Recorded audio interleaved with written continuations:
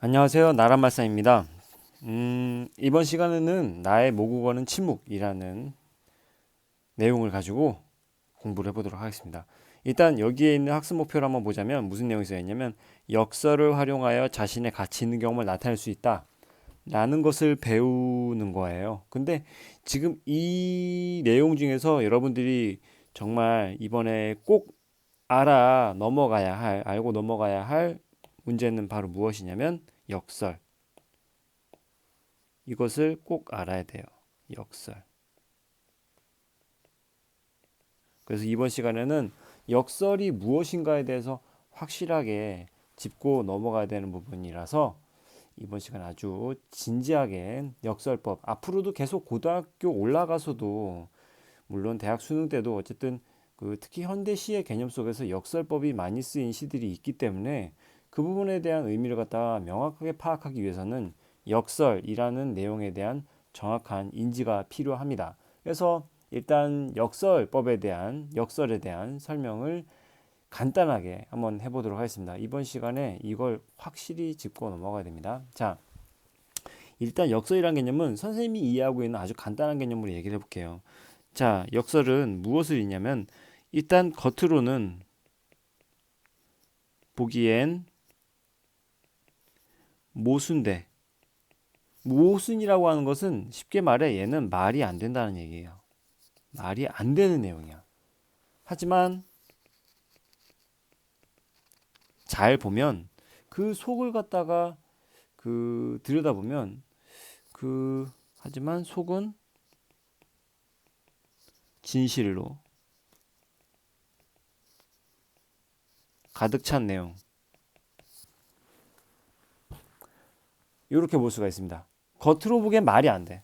겉으로 보기엔 말이 안 되지만 하지만 그 내면을 보면 진리를 담고 있다. 진실보다 진리라는 말이 좀 더 낫겠네요.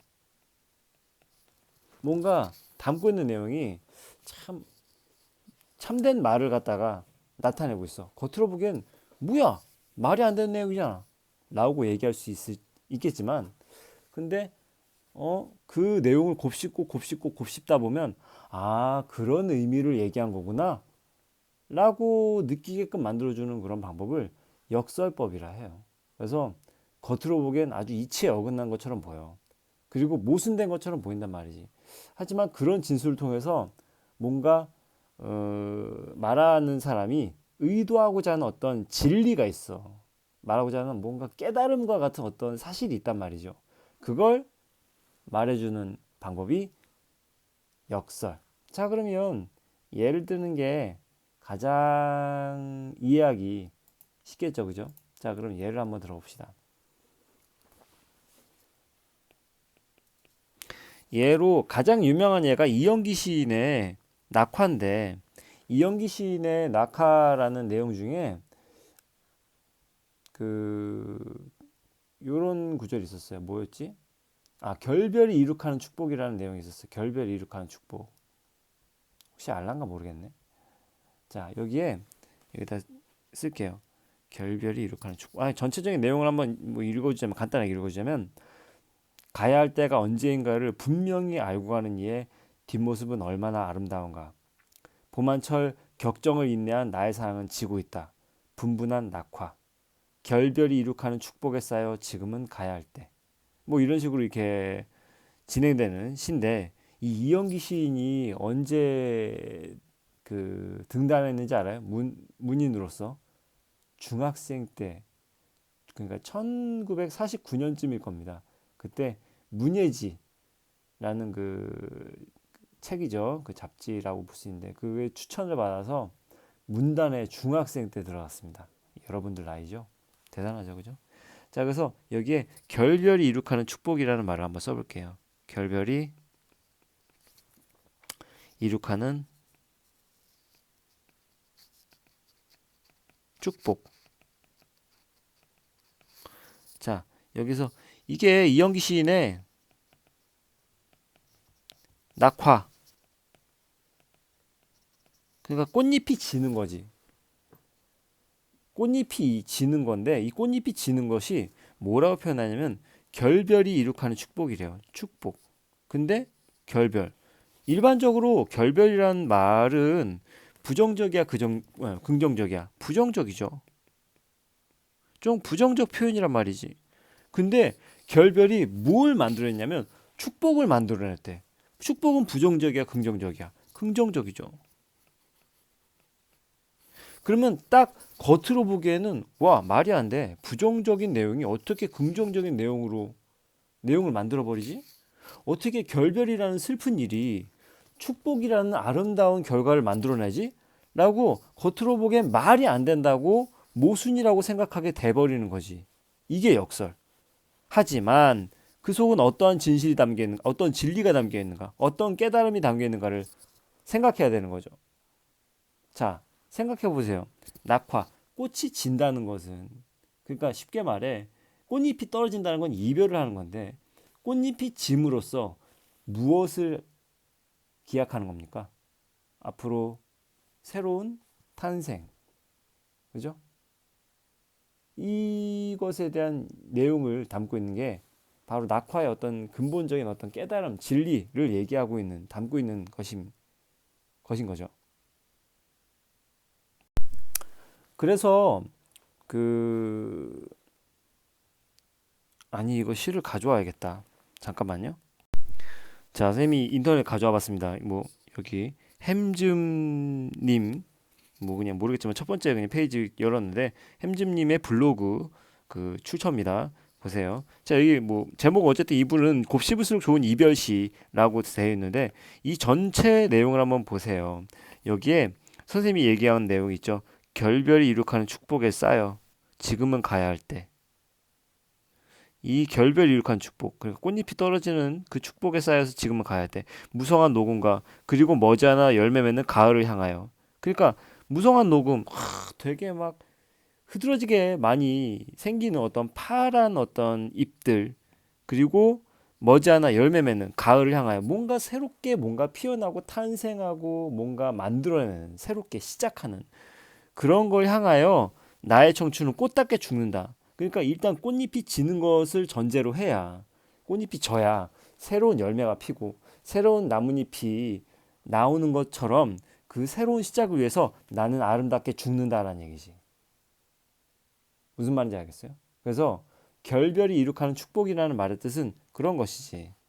그래서 결국엔 부정적인 말이 어떻게 긍정적인 것이 되느냐, 그걸 만드느냐라고 얘기할 수 있겠지만 알고 보면 꽃잎이 진다는 것은 새로운 어떤 시작을 위한 어떤 달려감이기 때문에 정말 결별이 축복을 이룩할 수 있겠구나라고 생각할 수 있습니다. 그래서 이건 역설법.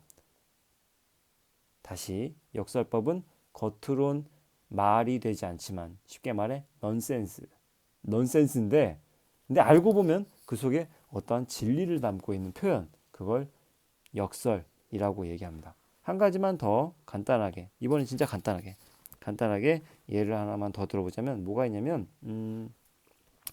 유치한 시인의 깃발이라는 시 중에 거기서 이것은 소리 없는 아우성, 이것은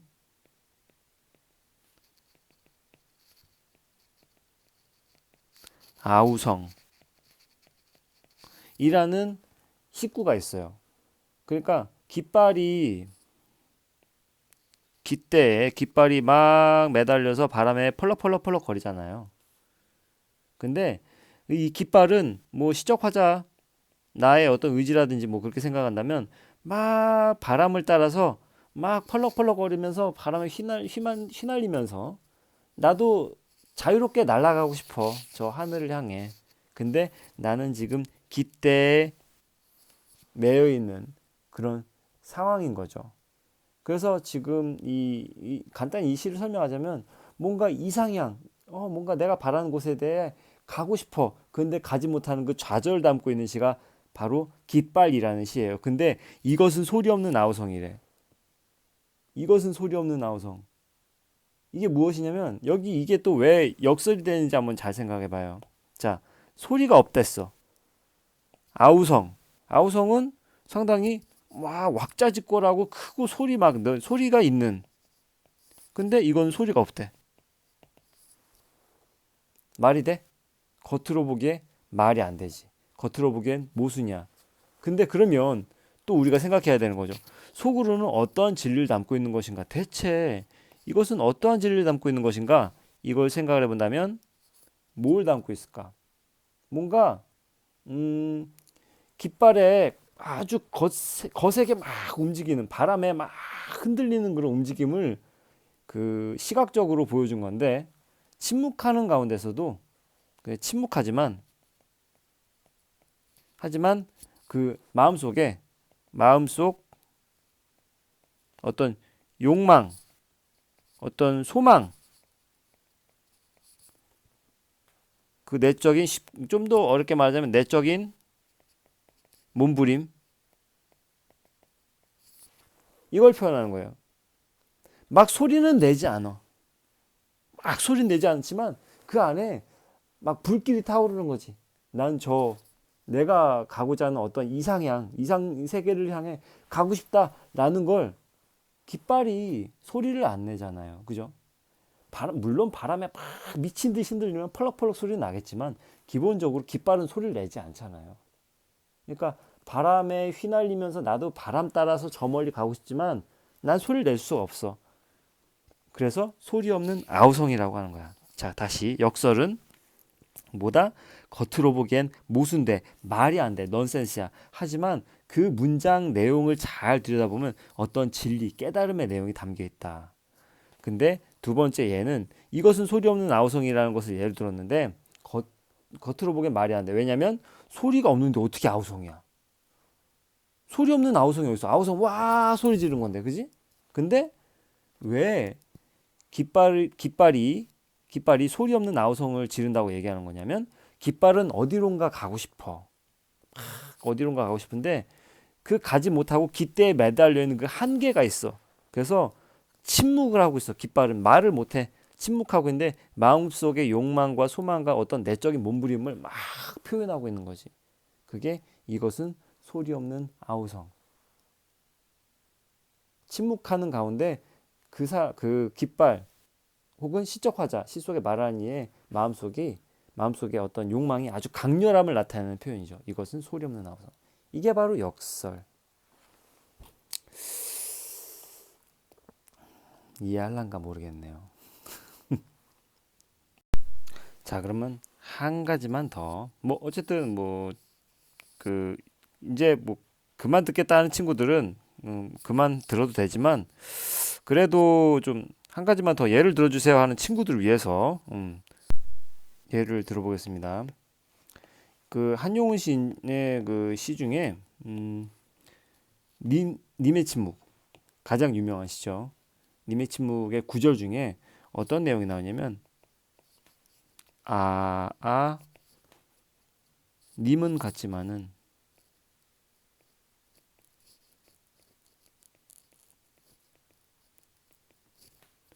나는 님을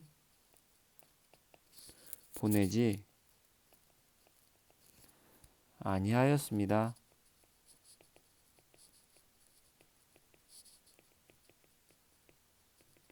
라는 구절이 있어요.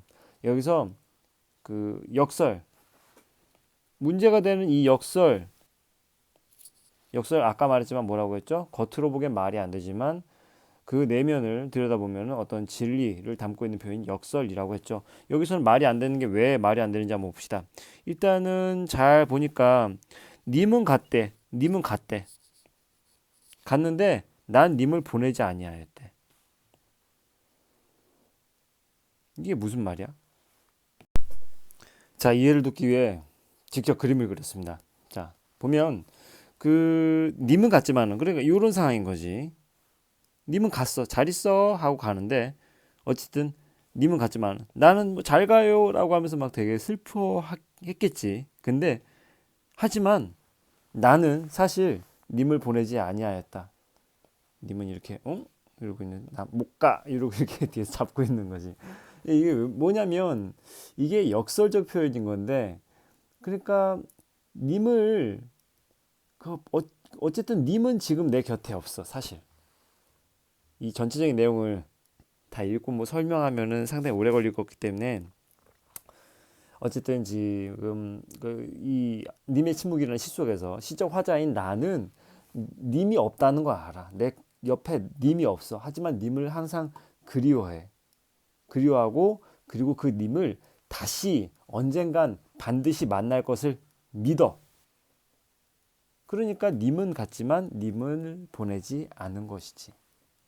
그래서 님을 언젠가 다시 만날 거라는 어떤 의지 아니면 그 믿음 그 표현을 님은 같지만 어쨌든 지금 내 곁에 님은 없지만 하지만 나는 님을 보내지 아니하였습니다. 다시 말해 나는 님이랑 다시 만날 것을 굳게 믿고 있습니다. 라는 표현을 이렇게 겉으로는 모순되는 듯 말이 안 되는 듯 보이지만 그 속엔 어떤 진리를 담고 있는 표현을 하고 있다더라. 그래서 인터넷상에서 이 역설법에 관련된 여러 가지 표현들을 찾으면 아주 많은 자료들이 있을 테니까 혹시 이것도 이해가 안 간다면 뭐 댓글 남겨주거나 아니면 저기 교무실 찾아서 물어보면 친절하게 답변해 드리겠습니다. 어쨌든 일단은 이번에 또 강의가 길어졌기 때문에 미안한데 어쨌든 강의를 두 개로 나눌게요. 일단 첫 번째 이번엔 역설을 가르치는 시간이었기 때문에 강의 또 졸지 않고 끝까지 잘 들어준 친구들